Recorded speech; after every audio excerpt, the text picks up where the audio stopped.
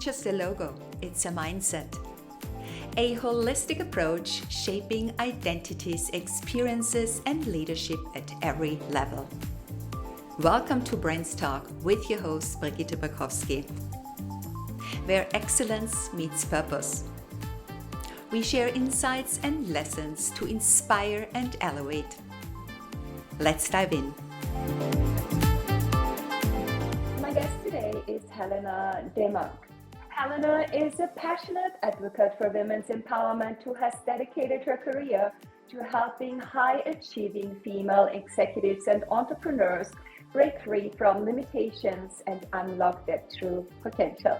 Her journey as a transformation guide and women's leadership expert has shown her the incredible power that lies within each woman, and she dares to redefine success on her own terms.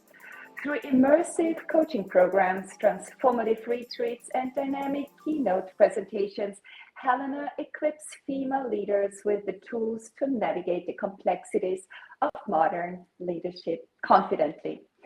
For those ready to transcend limitations, maximize their potential, and rewrite their definition of success, Helena offers a transformative journey towards authentic leadership and a more empowered, aligned you. Helena's book, It's Your Turn, Break Free from Societal Boxes and Manifest Your True Greatness, encapsulates her philosophy. It's a rallying cry for women to step into their power and create the impact they've always dreamed of. I warmly welcome Helena Demuynck. Welcome to Brandstalk. Thank you so much, Bridget. It's an honor to be here. I'm super stoked. I just saw that you already produced 149 podcasts. That's amazing. I mean, it's just such a sign of continuity, stability. So kudos to you. Absolutely happy to participate here. Thank you so much. It's an honor for me to have you on my podcast. I've been running it now for 4.5 years, and it's fun. And it also helps me to be visible, to learn, to evolve as a person, as a business owner, as a host. And it's just such a joy to have women like you on my podcast that do so much for women, empower them and help them to be visible to the world and doing that service to the world, because we all have something to offer. Absolutely. And yes, and I would love to learn more about what you do and how you help women. So you are a women-centered holistic coach. You support women to shatter their inner glass ceiling, find fulfillment, build unstoppable momentum in every aspect of their lives. So how do you do that? And please explain to us what you understand by the inner glass ceiling. What are these boundaries they are breaking here? That's a lot of questions. Basically, I believe that all women, all humans have a voice, and a lot of us are reluctant to use that voice, are very reluctant to show up. That could be because of our upbringings, that could be because of culture. I mean, there's cultural, historical, epigenetical reasons for keeping ourselves low.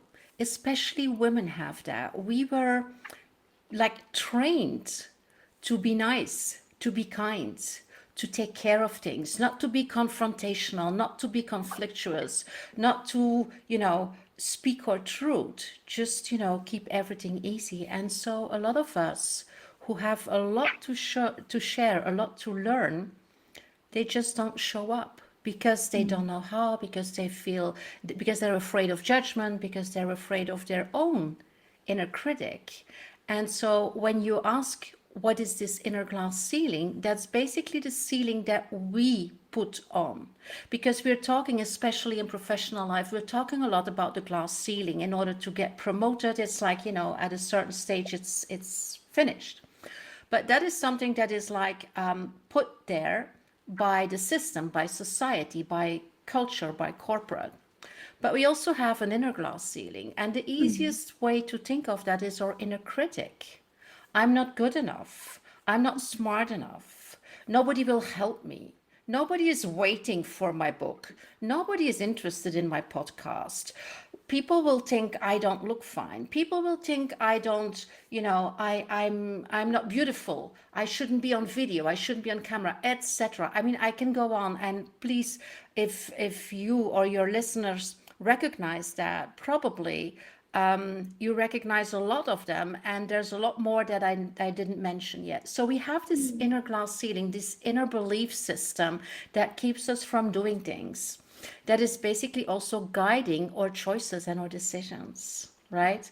And this inner glass ceiling sometimes is defined by external elements, because we tend also to see ourselves the way others see us.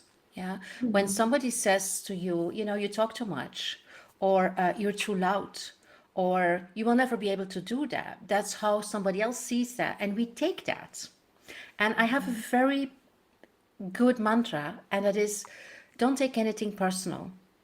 It's one of the 4 agreements. Don't take anything personal, because this is the process and the views and the opinion and the judgment of somebody else. But we take it internally. And this is what we do basically from the moment that we are, connecting, and from the moment that we understand how other people treat us or judge us or communicate with us. So this is this inner glass ceiling. And then what I do with women is a women-centered coaching approach where, first of all, and that's why I call it holistic, we don't work with a professional. We work with a woman. A lot of coaching practices are focused on the executive or the entrepreneur and the business and who you are when you are professionally active. But we have so many other roles. We have so many other aspects in our lives, facets in our lives that are all interconnected and interwoven. And so if we only work with the professional, we leave things out that also have an impact. So I work with the woman, not with the professional, if that makes sense. And then Absolutely. to finalize all the elements of your question, when I'm talking about women-centered coaching approach, it is like let's say an uplifting of the traditional coaching approach that was basically created by men, or is very masculine. In these terms, this is where you are, this is where you want to be, this is the gap. We are going to bridge the gap, and we are going to do that with skills and strategies and procedures and behavior and mindset sometimes, right? A women-centered coaching approach is going to look at who are you, not what are you doing or how are you doing it, but who are you and why are you making certain decisions, or why are you making certain choices or not. So basically, when you look at it, we call that the logical levels of Dilts, who was basically a scientist in the NLP world who defined 5 different levels that we function in, which is environment, behavior, and processes and strategies. And that's where a lot of coaching is done, because it's easy, it's visible. It's like, okay, you change this and you do this in a different way, which is a lot of executive coaching, yeah? How to give feedback, how to communicate better, how to develop things like that. But when you go in the higher levels of these logical levels, pyramid of Dilts, you're at values and belief systems and identity. And then a little bit higher, you're in spirituality, but not everybody is ready to go there. So I coach in these higher levels, like, who is it that you want to be? How do you want to show up? What's your vision? What's your vision on the world? What's your relationship with yourself, with others, and with the world? And what is your vision? And give that a language. So this is how my coaching is different from a lot of traditional coaching. Does that resonate? Absolutely. It resonates with me because as a brand identity strategist, I'm also coaching in these levels, because it's really, who are you as a person? Who are you as a leader? It's about your values and actions that you are taking to create an impact in other people's lives. Exactly. And that brings me to the next question. Because before you can lead someone else, we need to be able to lead ourselves. I always say Absolutely. you've got to lead your ship first before leading anyone else. And this demands an understanding who we truly are as a person, our identity.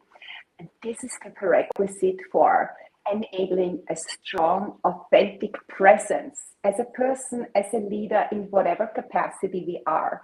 Now, my question to you is, from your perspective on that specific theme, why is self-leadership essential of a strong personal and leadership presence? Because Well, it's a I look inside first, isn't it? absolutely, I completely echo what you say. You cannot lead somebody else. You cannot lead change if you cannot lead yourself. And the simplest reason for that is that we are role models as leaders. I'm going to go to the terminology of leaders in a moment, but we are role models. So people look at us, people look at our actions, and our intentions are not visible. Yeah, this is something that we have in our head, in our heart, in our guts. These are our intentions, but those are not visible. Our actions are. And that's how we are like kind of judged by people because they see what we do or what we don't do. And if this behavior is generating trust, yeah, that's already a first step. But like I said, it is very important to have a vision.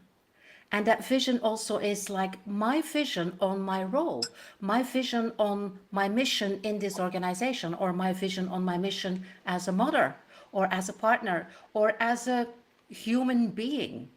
Mm-hmm. Yeah, as a human being, this is my mission. And a lot of us have like a kind of a vision, especially on like parenthood or partnership, or as how to be a VP or a C-level leader in a company. The thing is that a lot of those visions, when you look at them, they're very intellectual. They're in the brain. Yeah. So they could be on your LinkedIn profile about me. They could be on your resume.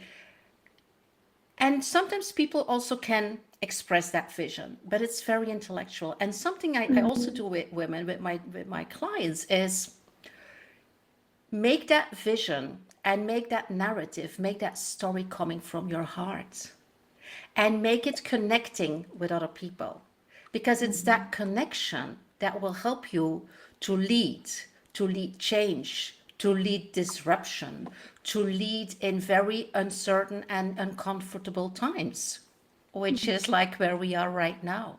So if you Exactly. have that vision clear, if you have it in your heart, if you really breathe that vision, then you can lead others. And leading others is not only leading in a corporate or in a political situation. We all lead, right? We lead our children, we lead families, we lead communities. We are role models, whether we want it or not, people are looking at us, right? And so it is so important to be aware of the fact that we are all leaders. And an aspect of our being is role models. Yeah, Mm-hmm. because that's how we have impact. When people see what we are doing and people see that we are doing good and that we have a vision around that and we can communicate that vision, that to me is true leadership. Mm-hmm. But it's a very Exactly. difficult one, right? Yeah, no, you're absolutely right. And this is about personal branding, understanding who we are. And we are also emulating certain role models. And we Exactly. have to really bring it to awareness that we are always, when we are putting ourselves out there for one or the other, we are a role model of, Absolutely. of someone they want to become. So, and I also love how you framed it that we gotta have a vision, and then also communicating it from your heart, because that is where you really make the connections with others. Yeah, it's where you attract people, you attract your community basically. Absolutely. And I think that is also a very good bridge to the next question, because you talk a lot about strategic agility, and it's about being intentional, because a vision is something we are striving for, we want to achieve, or is something we want to become, right?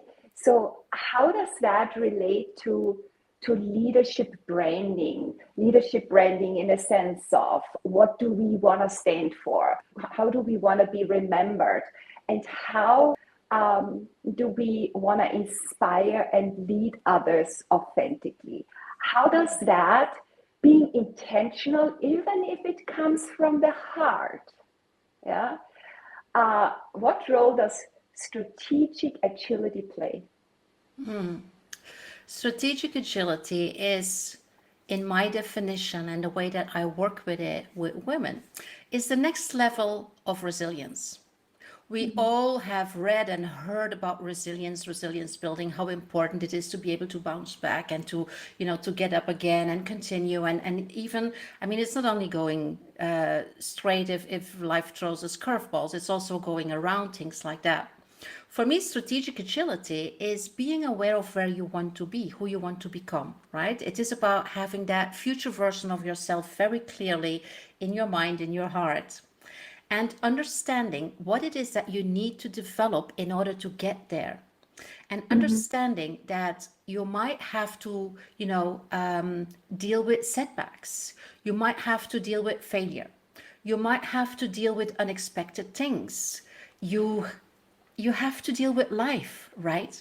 And so strategic agility is building the capacity and the awareness, and of course also the intentionality to understand that where you are now and where you want to get as a person, as a leader, that it involves agility and flexibility. And it involves building those muscles and building those capacities. So it could be like getting specific training on something that you know that you will need when you are that person. It could be finding support, building a community, building a network. It could be building your confidence, right? It could be really keep connecting with your future self. There's so many ways to do that. I love the visualizations. I very often do visualizations about my future self, and I can have it like in 6 months, I can have it like in 3 years or in 10 years, but having that connection, understand. And basically, we were talking about role models. One of my major role models is my future self. It is about if I do something and I feel like, okay, this is not really aligned, I ask myself the question, what would my future self do? And it's a very easy one then to say, okay. And sometimes I say, yeah, I know she would do that, but I will do it differently anyway. And that can be about very little things like that little piece of chocolate that's in the fridge, and you open your fridge and you see the chocolate, and your future self would say, yeah, you're in a very healthy body, and you know the drill. And I say, yeah, I know. And, I'm going to take it anyway. I would call that agility also, because it has to be fun. It has to be flexible. I mean, we have to be kind and sometimes, forgiving for our little pleasures or guilty pleasures sometimes. So it is about being aware that this flexibility will take us. So if you relate that to personal branding, for me, also that is a development, is a growth, is a process. It's not like my personal branding. When I look at my personal branding 5 years ago, it was so different from what it's now, because I've grown, I've developed, I changed also. Basically, I moved countries. I chose for a very different life, one that I dreamed of since I was a child. And so your personal branding is also changing. And I have to say, it feels good. It might feel a little bit uncomfortable if you say, I want to show up more authentic now because I can, because I want to. And it's a little bit uncomfortable because all the time we have this little voices like, what will other people see? How will they accept me? Will they still want to work with me if I focus on this and this, or if I, present myself in a different way? But I do believe that personal branding, growth, evolution, transformation, it's not linear. I mean, it's going every way, It's there again. That is especially for women. we feel better with things that are not exactly linear. We feel like sometimes we have to pause, or we have to accelerate, or there might be another direction, or there might, be other stakeholders that suddenly are in the picture. And so this is what we do as women. We try to consolidate, to include, to find that harmony. And that's why for me and I love it. It's a never-ending story. It's a never-ending process, right? Uh, it is absolutely. I really love the term strategic agility. And now, as you explained it, it totally makes sense to me. Especially, you need that, of course, as an executive, you have a lot of responsibility. And especially as a business owner, as an entrepreneur, when you start your journey, you embark, you think that, your journey, your path unfolds like easily. And as you say, it's kind of, you are repeating, it's redundant, and then you have to start all over again. It's not a straight line forward.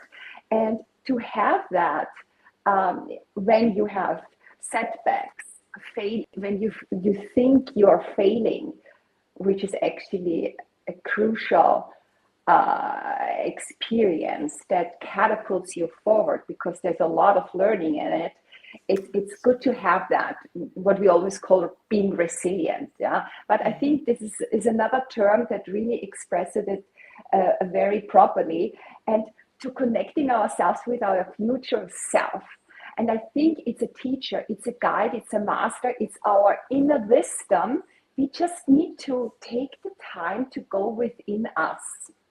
And there lie the answers that are for you, because we can get a lot of support from here, advice from there, but they are not in our shoes. It's our life, and we need to define for us what is good for us. And I like that, this kind of re-engineering backward from the future self to the here and now. And there's the strategy, there is this strategic agility. How do I adjust my situation, and what are my next steps to go towards that, how I envision myself in 20 years, in 5 years, in that role, in that walk of life. I really, really love that. So being more intentional and constantly challenging our muscle. And it's a muscle, it's something we can learn. I love the way of how you explained that. Thank you so much. So what would be, if someone is now listening and thinking, wow, this is a really great concept. Now, resilience has been used a lot, and people never really go deep into that. What does it really mean? But if you could explain like the first 3 steps that we can take to become better and embrace this strategic agility, what would that be? Well, I would say, I already mentioned it before, the way we see ourselves, the way we see others, and the way we see the world defines the choices that we make and the decisions that we take and what we do or not do. And so the first thing to do is to access inner power centers, because if you want to become this best version of yourself, if you want to become that future self that you already are, you already know, right? It is so important to find strength. And one of the first practices I teach my clients is to connect with our better self that is already in our being. And basically it's a little practice. It's going into presence, it's grounding, it's working with the breath, and it's accessing that part in us that is there when we feel in flow, when we feel strong, where we are defending something that we really believe in, when we are helping out a friend who is in trouble. This part of us, this aspect of us that feels strong and confident. It's in our body somewhere. I mean, it's in us, but most of the times you can even say it's here. It's in my solar plexus, or it's in my heart, or it's in my shoulders. And so connect with that. It's where the especially when passion things are lies, tough. isn't it? It's where the passion lies. It's where Exactly, we feel exactly. really it comes very, very easy. Yes. And go back to an event or something you did, that could be last week, could be last year, could be 20 years ago, where you felt really strong and when you felt really confident, and access that and make that connection. Make that connection and breathe into that, and just, evoke the feelings and also the body chemicals that memory creates and brings up again. Yeah. And that's a very strong point to start from. And this is not something that we can do here. But basically, if you also have this part that is scared, that is frustrated, that is really anxious to do something, then basically, in that presence of strength, you connect with your scared little child. And you bring all these energy and this love and compassion to that little you that is scared or anxious or afraid or uncertain. And from that strong version, you just basically, it's like radiating that energy, because that little scared you is also somewhere in your body. And it is about finding that. It's working with body part, it's body work, it's breath work, and it's visualization. And this is something that it's impossible to do that here in this setting, but this is something that really works. And a good idea is to find somebody who can do that with you a couple of times, because you're perfectly capable to do that yourself. I'm sure that when you're listening now, you already can evoke these emotions and this power and this strength, just by accessing that part where you are strong like a lioness. And that's a very important one to deal with anything. Yeah. This is the one you evoke. This is the one you bring up, especially when things go tough, because that it's also a reminder that you can do it, that you have the capacity, that you have the skills, because you have done it. But sometimes we forget because we tend to focus too much on what didn't work. But there's a lot of Exactly. things that we have done that worked, that were Yeah. successes, that were, awesome. These. Yeah, Yeah. We forget to celebrate our exactly. successes, our accomplishments. We always look at what has not worked out that well. In your own opinion, we are very good in judging ourselves what did not go right, instead of also celebrating, we have done a good job and building on that, right? That might also be one of the biggest challenges high achieving women face when it comes to their own presence, to their own journey of personal branding. Are there any other challenges that you have discovered over all the years of working with high achieving women? What are some of the biggest ones that you have seen women have, so they know I'm not alone? Yes, it's true. There Yeah, are others out there that are going and facing the same things. And yeah. maybe also one step of how to turn that around into something empowering instead of draining, instead of shutting down, and where we try to remove ourselves again and put ourselves into a box. So, how can we break through that specific boundary? That's a very good question. What I see with high achievers, and it's a challenge for me as well, and probably you will recognize it as one for you as well, is that we are very used to achieve, right? We set, especially in corporate life as entrepreneurs, we set goals, we set deadlines, we make decisions, and we achieve, we have to do this, we do it. We have this project, we do it. We have this commitment, we do it. So there's a lot of doing. And sometimes I say, we are not human doings, we're human beings. And so because we are so focused on this achievement, it's like, it's like our operating system, right? Yeah. We have other operating systems that we can access, but we just don't do it because we are in this modus, especially since there's so many external triggers as well, like a boss or a client or bank account or whatever. And so a very important one is the pause button. just stop for a moment.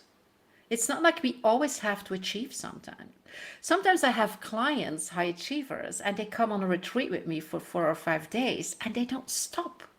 So the agreement is we have 2 coaching sessions per day, which is already a lot. I mean, because you also need the time to make it land and to journal a little bit about that. And, and there's time to go in nature and things like that. And sometimes I have clients who, even at dinner or even in the sauna, they start like, okay, can we talk about this? And I say, no, we can't. What do you mean? I said, we can't because it's time to be, not to do. And some feel very uncomfortable with that. Like, yeah, but I'm here for 5 days. I want to make the most of it. And I say, yes, I understand that. And you will. It just doesn't mean that you have to be doing all the time to make the most of it. Sometimes also in relationships with clients or with business partners or in co-creational projects, sometimes it's also about being and posing and taking a step back and be a little bit flexible instead of pushing ourselves and pushing others to a certain goal, because it is draining us. It's draining our energy. And we don't even take time to reflect like, okay, what are we doing? Why are we doing this? Why are we doing this like this? Do I have to do this? How can I empower other people to do this? Where's my community of support? Where's my network? We don't ask these things. We just go, go, go, go. And then, there are a lot of us where our body says, you know what? You don't listen. I will stop you. You don't stop because you don't have that wisdom or that trust that you can do that. I will stop you. And then we call it burnout and depression and whatever, or we don't call it anything because we don't want to be confronted with it. But we feel depleted, we feel exhausted, we feel overwhelmed. I mean, how many of you have these feelings?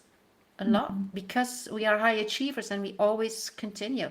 But, even in the Formula One, I mean, there's pit stops, right? Absolutely. Because we need gasoline, we need new tires, we need oil, we need things like that. I mean, even high achievers in sport have pit stops, have stops. So why wouldn't we allow that to have for us? Why wouldn't we be kind and gentle? Yeah, That's and so take care of true. us. Yeah, that's so true. Yeah. I think there's a misconception about pit stops, downtime, where we just, sit down and relax and let our mind just meander and flow. We always think, Exactly. what could we do in that time? As you say, go, go, go, go, go. We need that time, because what I've experienced, if I give myself that time, I'm creative. Suddenly a Exactly. thought pops up, another thought, and I become very, very innovative, creative, and have a lot of ideas that help me to bring my business to the next level. So we Exactly. need to give ourselves that time. Yeah. Yeah. Yeah. Okay. So thank you so much for all of that. Helena, you also wrote a book. It's your turn. Break free from Exactly. societal boxes and manifest your true greatness. Who should read that book? Who is this for? Here we go. This book, well, I think this is I'm not sure if you can see this, but this is indeed my book that goes with an online workbook, and that is also spiced with a lot of interviews of women that basically managed to escape the societal boxes and managed to manifest their true greatness. So this book is basically for every woman that wants to live a life by design, that wants to be more intentional about what she's doing and who she's doing it for, that wants to have impact, not only for her small circle, but make this world a better place. And this book is also for men to understand a little bit better what we're dealing with. So Yeah. everybody can read it and learn. I mean, even if this book is meant for women, it is also like an open, it's like a window you have these windows when you are in the cities, and you have these beautiful houses, and you have a window, it's dark, and at the other side it's light, and in this period, for example, the holidays, Christmas trees are going. So for a man, it's a possibility to look through that window and see what is going on, Yeah. what is keeping us busy, or what is keeping us stuck, and help us a little bit Yeah. Yeah. based on empathy and understanding that Yeah. it takes strong women to change the world. Yeah. I also love the approach of men reading these books, because then they have a better understanding of what we are thinking, where we are coming from as women. So I like that. Exactly. All right. Before we wrap up, Helena, I'd love to end with a fun rapid fire session. I threw out a few terms and you share the first thought or phrase that comes to mind. Are you ready? Okay. Yes, I think Okay. so. It's easy. Women empowerment. It's just a no-brainer. I mean, we all have this power, and in a lot of us, it's just waiting to shine. So this is something that is like essential for everybody, for every woman. Glass ceiling. Glass ceiling, don't talk about the glass ceiling that society puts on us. Look at your inner glass ceiling and work on that one, because that one you have under control. Absolutely. Freedom. Freedom is a word that, or a concept that is has so many layers and so many opinions or views. For me, freedom is basically just being in harmony with who you are. Wonderful. Authenticity. Authenticity is basically another one. Like freedom, it is being in harmony with who you are. It is just feeling safe, feeling that you can be who you really are, and you can show that, and you can connect with other people in this transparency. It's speaking your truth in a respectful way. Yeah. I love the association of freedom, authenticity and freedom. It's just, I've never, and the safety, feeling safe. Yeah. Yeah, If you can rest in your true essence and feeling safe with that, that is achievement. That is freedom. I love that. absolutely. Spain. The place where my heart is. It's an amazing country. I'm still exploring it, and not only in terms of the places and the culture, but also the the historic character of Spain and how people think. And I'm so surprised sometimes by the Mhm. intercultural differences in a country that is so close to mine. Yeah. Yeah. It's amazing, but I just love it. I just love the people. I love the culture. I love the climate. I love nature. I'm a Spain addict. Yeah. I totally can feel that. Okay, and the last one, brands. What does that mean to you? Brands is a concept that I would say to use wisely, and to develop your brand like you develop your vision and your mission, because it is something that is very fragile, Mhm. especially if external elements, factors, judgment are playing a role with your brand development. So I would Mhm. say use a very good brand advisor that can support you to go for the brand that is really you. Because if it's not you, if it's not authentic, it won't last, and it will be like a shoe that is too small that you are wearing. Or it will be like these shoes with very, very high heels that you can wear for a couple of hours, but you know that you cannot walk them all the time. And your brand is who you are, so Mhm. it's there to stay. And I'm not saying it cannot evolve, but it's there to stay. So develop your brand wisely and get advice there. I love it. Thank you so much.